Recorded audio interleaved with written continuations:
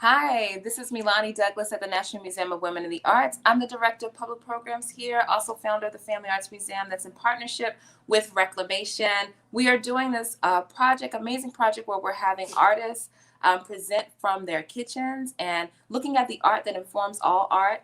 And we're also talking to members of our community that are working at the intersection of food, art, and justice. Today have our first curative collective, and it is with Mutual Aid Apothecary. They're going to introduce themselves and tell you more about the amazing work that they're doing.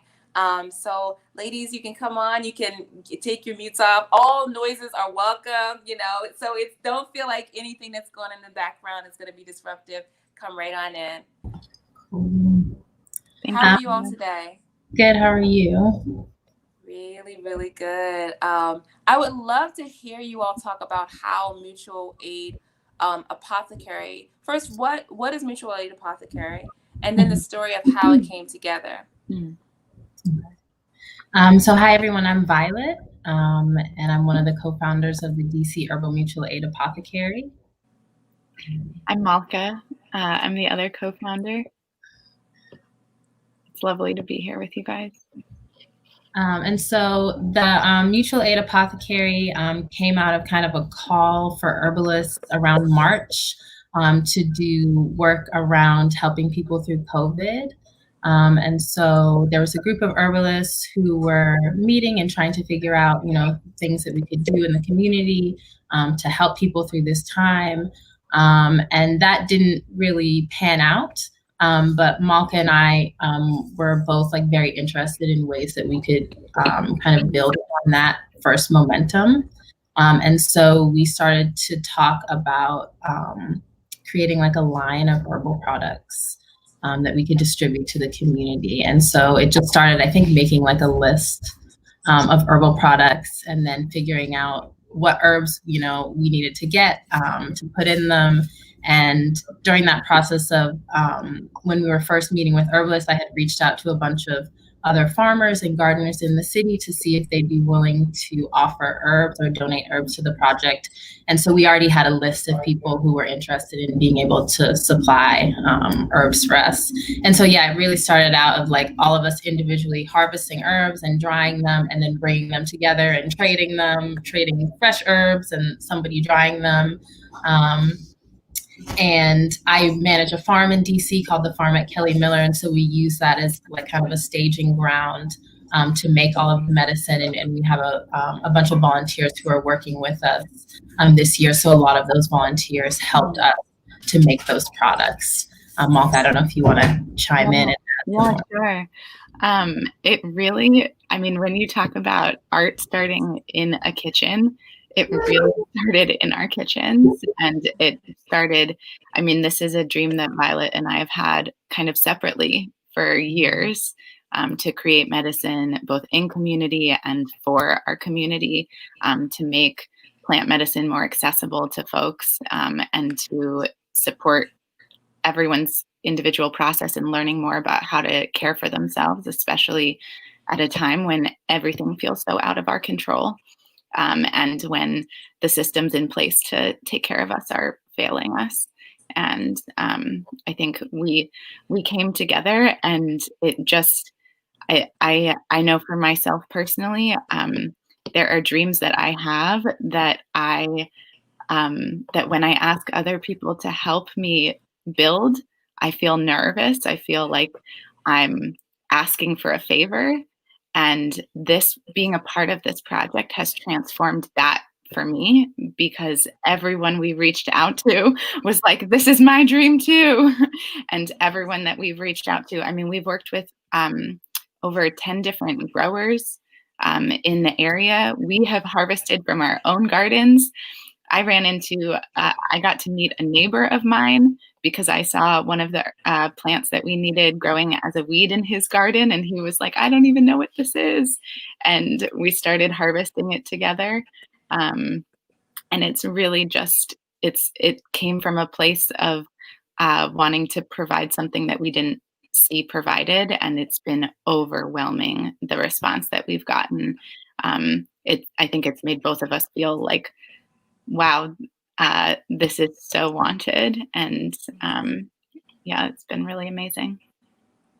There's so many elements of this story to love.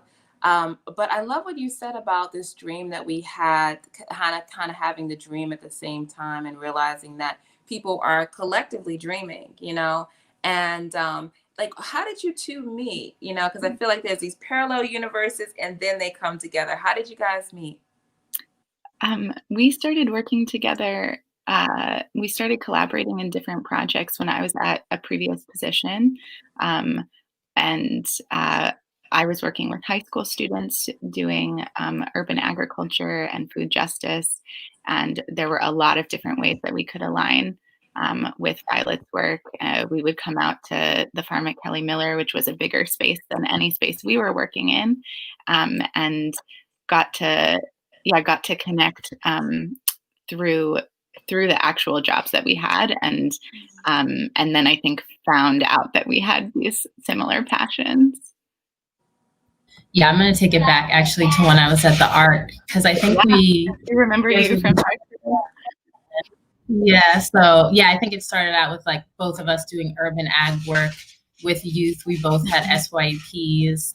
And so I think we like brought them together. We visited you guys and like did a session. And then I think maybe the next year we got paired together to teach an herbalism class for like school garden teachers.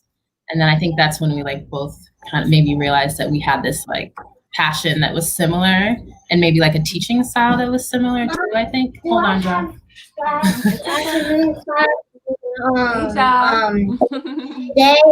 Day I know you don't have it. I don't. Okay, give me a hug. Can I have a hug? Hi, Z. I don't know what they're called.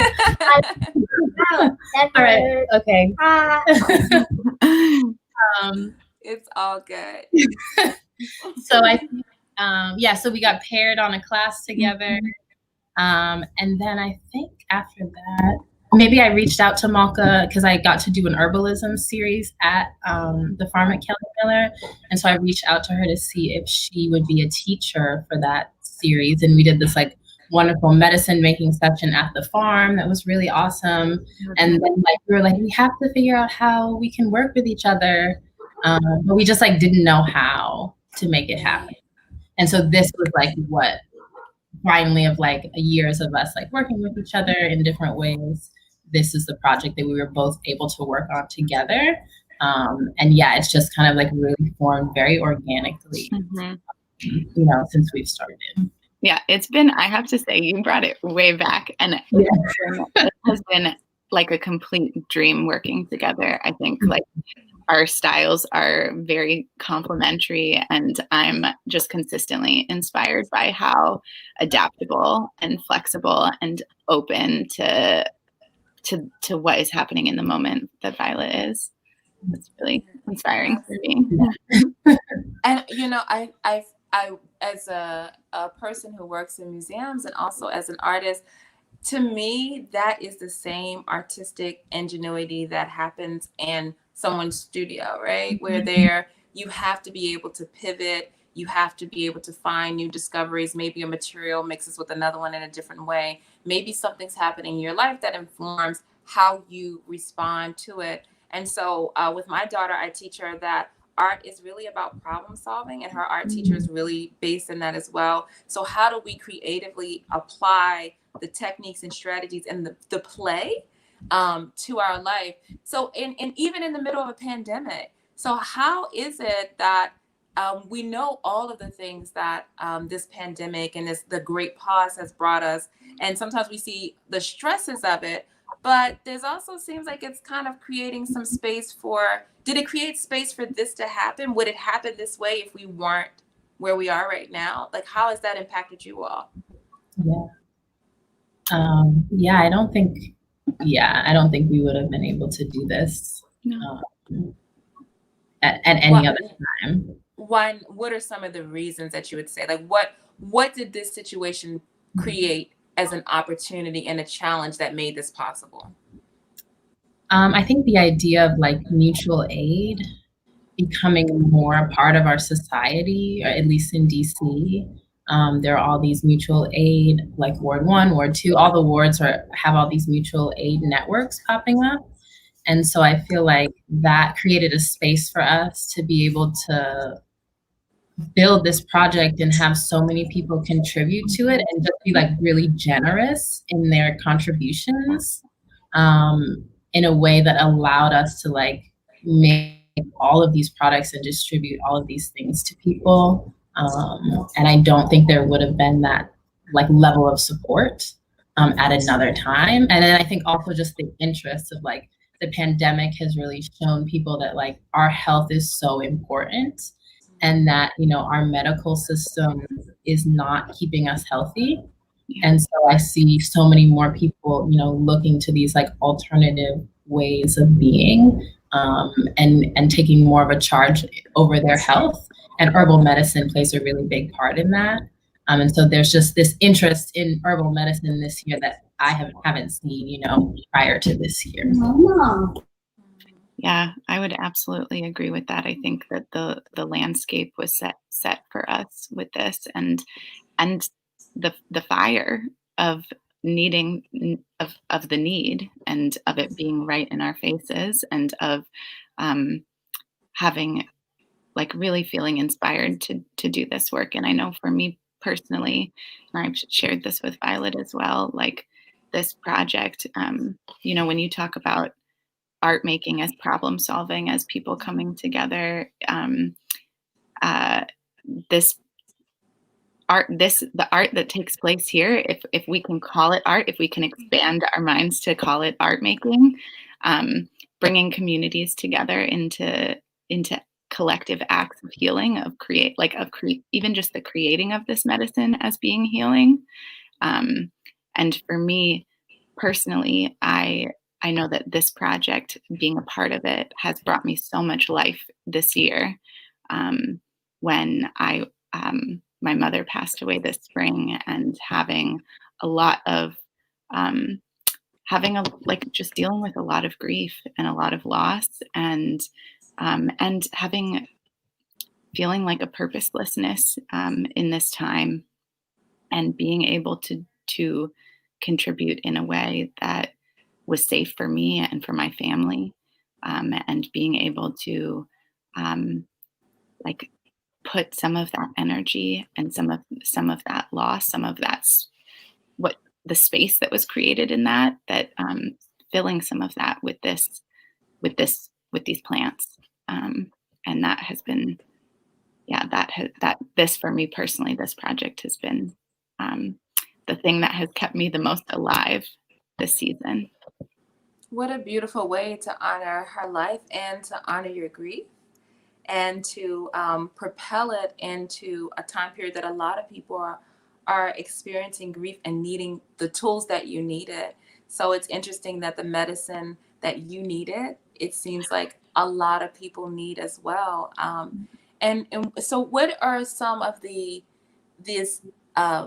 was a moment that you were like, that you look back at and you're like, oh, that was like one of the most creative pivots we had to make, or something? Because and we're putting together this exhibition, and there are times that I'm like, what, you know, there's all these surprises that happen that I have to get, you know, we have to be so creative, like at the core sense of the word, like you have to imagine in something completely new. Where was that moment that you look back and you're like, you know what? We imagine in something new, or something that was before and we brought it new again?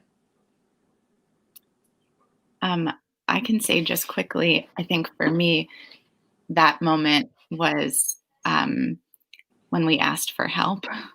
Like when we were like, wow, we can continue just picking from our own yards and walking around our neighborhoods and picking up wild, you know, abundant wild weeds, or we can ask for help, and we can make a call out to the people that we know in our communities, and we can allow this thing to grow bigger than us. We don't need to have our thumb on it. We don't need to control every aspect of it. We can. And when we did that, I think we got help in ways that we never anticipated. We have had people ask us if they can, you know, grow grow plants for us for next season. We've been able to then create an even more solidified line where we're able to make, where we're able to make requests. Can you grow this plant for us? We had someone create our labels.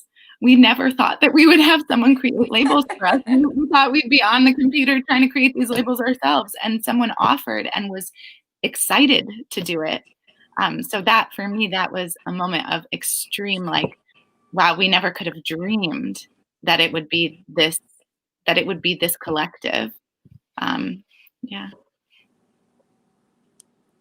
Yeah, I totally agree. I think too, seeing the support of our volunteers, of like kind of the somewhat like tedious work of like de-stemming herbs, and just like all It is tedious. that go into making, herbal medicine, and people were so engaged and like just so excited to be a part of that process and to help, and that was really beautiful. And even like the staff at Kelly Miller, like they're all into it. Like they're the first people to try out the herbs. It's like really ignited this like passionate interest amongst the staff that's there as well. And then I think another moment where we like realized that we needed to pivot was after spending a lot of time de-stemming herbs and like making these steams and teas, and then like realizing like in our 2-ounce bags, like we can only make 30 out of everything that we, have gathered together. We had made 2 glycerites, I think, like a nettles one and a mullein one. And just like, we realized like how much we could make with so little herbs. And so like we pivoted our line to be more based on these glycerites. And then that has been like super popular, like people really enjoy them. And so we've really been able to expand that line of products. And I think next year we'll have a better sense of like how many people we want to get things out to, how much herbs we're actually going to have to grow.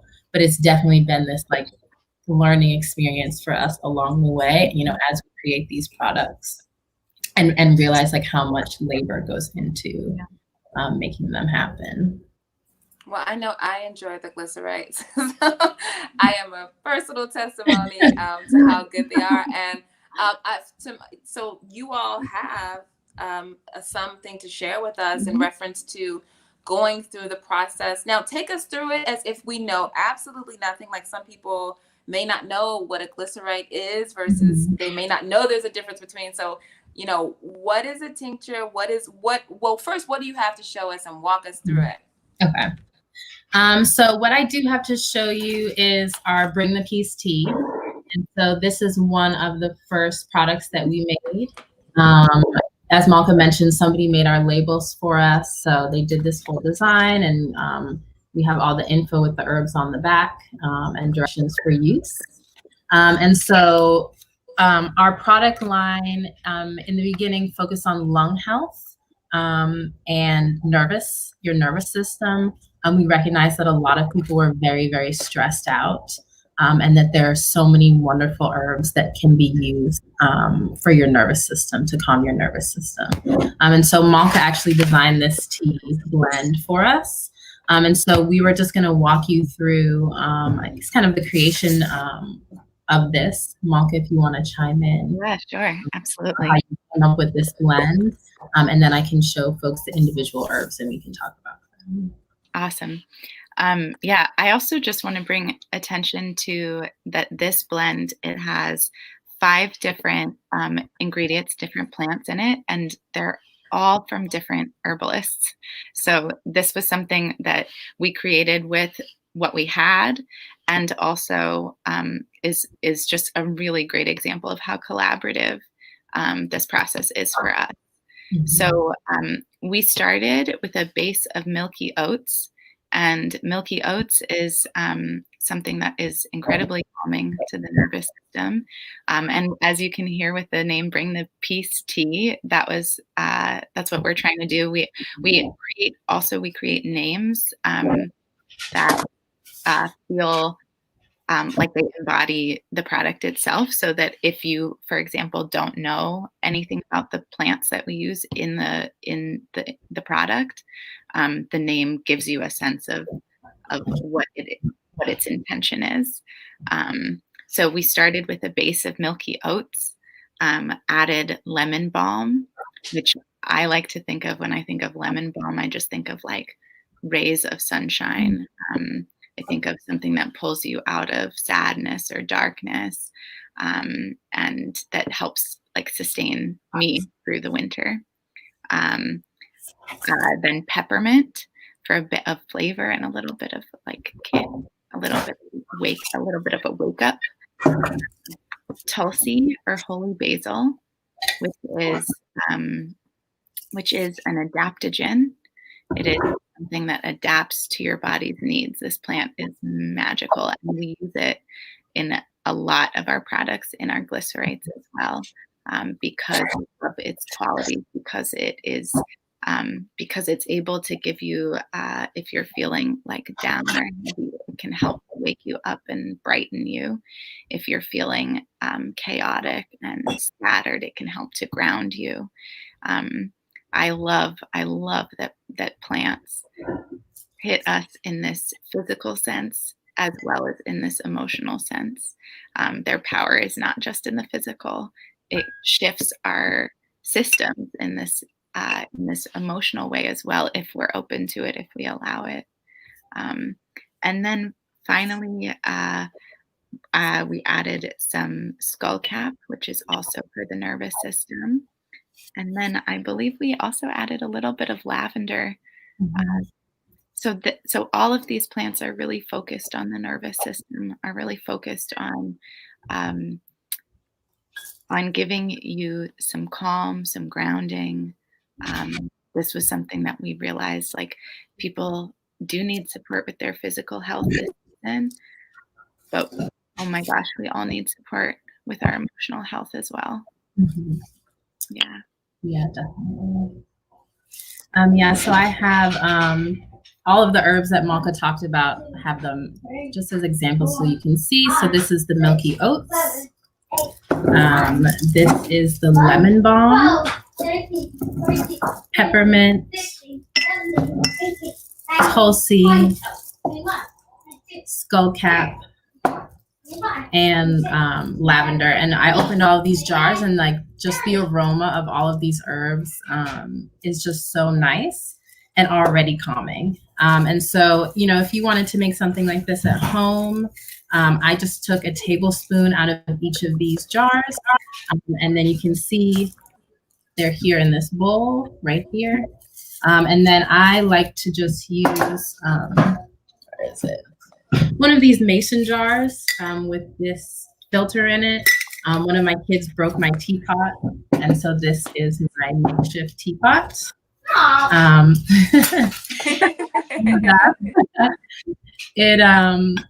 Then I would just add probably like a tablespoon or two, depending on how strong you want it to be, to your makeshift teapot.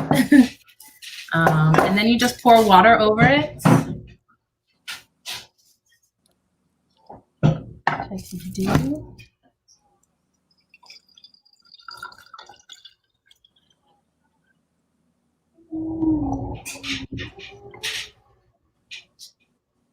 And then just let it steep for about 10 to 15 minutes. And I just like to put a cover on top of it to let all of the goodness stay inside. And this is how I like to make big things of tea like this, every morning. And then just take this out and drink it throughout the day. So, the things that we're doing in the apothecary, you can do these things at home, whether you're getting them through us or through other farmers or gardeners. And then there's a bunch of folks around the country that you can get herbs from. So, yeah. And I would just add, if this is like the first time that you're hearing about how you can make your own tea, if you're interested in growing plants yourself, there are a lot of the plants that we mentioned are really easy to grow and really resilient. Lemon balm, lavender, tulsi, peppermint, these things will grow through anything and can grow in a small pot. And if you are trying to use fresh herbs to grow for tea, either using them fresh, that's something that I love to do, is using fresh plants in tea. Or if you're trying to harvest them and then use them throughout the winter, you can dry them just by hanging them upside down. You know, you want to make sure that they're not in direct sunlight, but I've even stapled them to the inside of like a grocery bag, like a paper bag, and just let them dry hanging upside down in that. So all of this, we try and make things that are accessible, and I think one of our big dreams for next season is also to support people in learning more about how to make this stuff themselves, whether that be growing it in their own homes, whether that be getting a better understanding of what their bodies need so they have the tools to create those things themselves. But yeah, that's the continuation of the dream. This is so beautiful. And I'm hoping that people will be, I know that people will be encouraged and inspired by seeing you all come together and what you're creating. And I love what you were saying about just two things that came out. One with Violet, with you and converting the mason jars. One thing I'm loving about this moment is that we're finding so many new ways to make something different. You know what I mean?